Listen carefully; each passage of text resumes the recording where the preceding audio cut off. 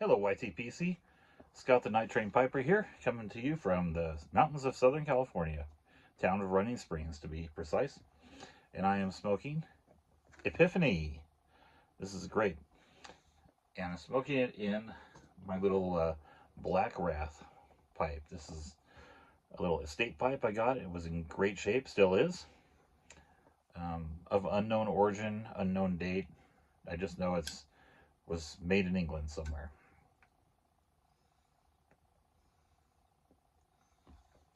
At some point. Wow, it's a way to catch myself on fire. So in my last video, the travel video, I talked about going up to see my dad and how he gave me some knives. So the knives were from Ryder, and they're sold by, I think it's Blue Ridge Knives. They're the wholesaler and that you can buy them from online. I'm sure they're available other knife makers in the South, especially. They're located in Virginia, and the knives are made in China, though. So for those of you who want to just buy American, these aren't for you. But they're extremely cheap. I mean, like ridiculously cheap. I'm showing you knives in this video that go from between 10, I think, to maybe 25, something like that. But you know, just really great knives. They're made generally, the ones I'm going to show you are made of 440B stainless steel. It's not the highest grade of stainless steel. 440C would be the next step up, and they do have 440C knives, and then the 440A would be a step down. And they all it has to do with corrosion resistance. It has to do with sharpness, edge holding, that kind of thing. So 440B is pretty good, but it's definitely in the good phase or set. It's not excellent, but I do have one that is much better quality of stainless steel, and I'll go into that. So I just wanted to show off these knives, and without further ado, let's go into it. All right, here's the first knife, and this is a peanut.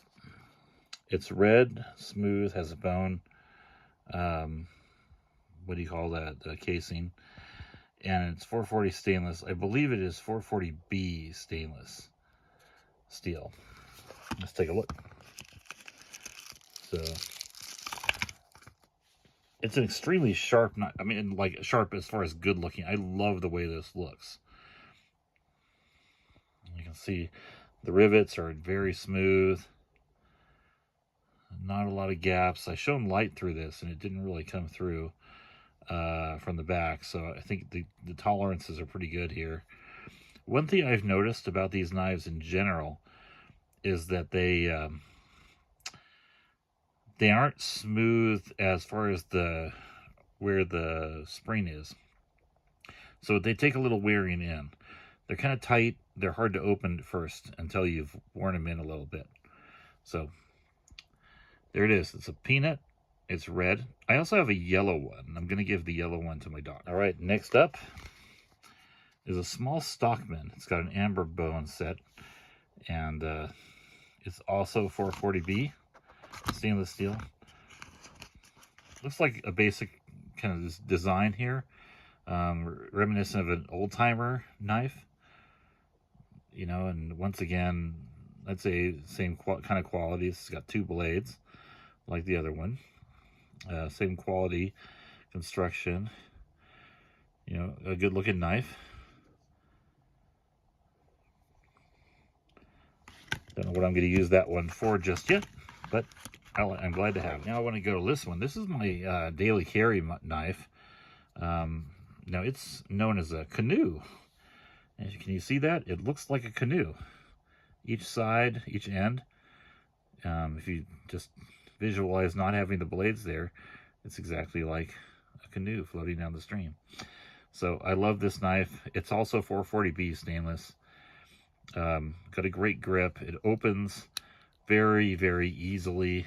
Let's see if I can open it one-handed without slicing my hand off. Yep, that's how easy it opens. Some of the other ones have been a little tougher to open, but yeah, I just really love this one. It has a little curve like that to it, which I like. You know, I wouldn't want to poke things with this, but as far as cutting goes, this really gives you it's a good edge, and it gives you a great cut. Plus, it just feels really good in your hand. This is about the right size for me, and it fits in my pocket nicely. The rivets stick up a little bit on this knife, I noticed, but that's okay.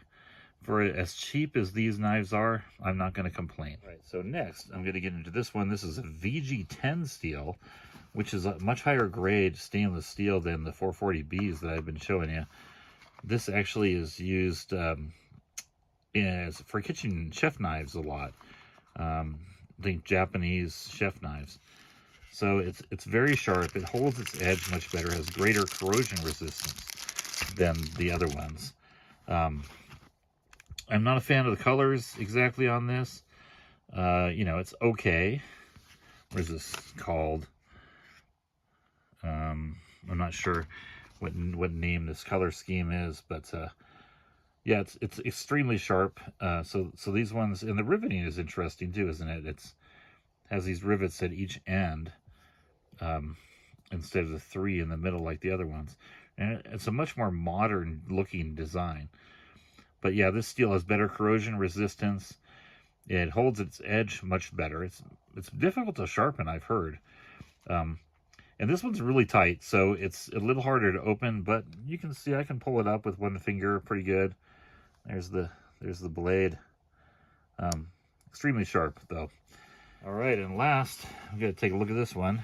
This is a tortoiseshell Rough Ryder. This is the biggest one my dad gave me, and it comes with these nice boxes. He also had one, the tortoiseshell is just the color scheme on it. He also had one called a wasp that was yellow and black. It's very similar to this, but this is a big canoe. See? And it's got this little tortoiseshell emblem going on it.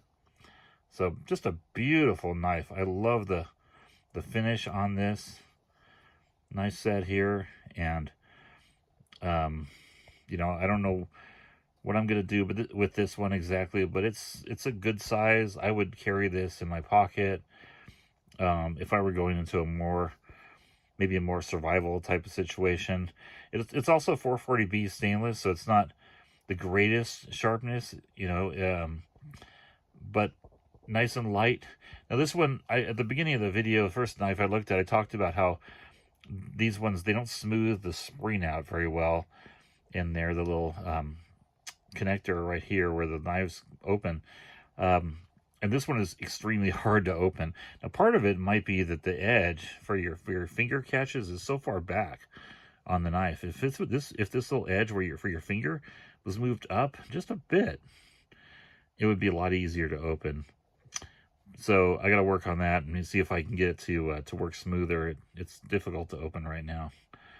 So all in all, a great knife. So I'm wanted to share all that with you, and hope you enjoy it. Well, I hope you enjoyed that little look at the knives that my dad got for me.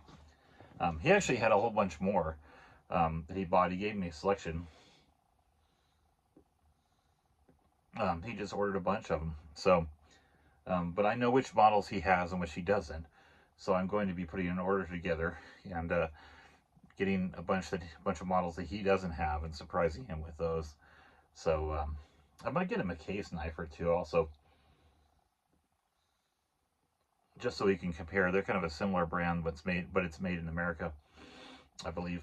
So yeah, it's been warming up here. I'm out here in my t-shirt.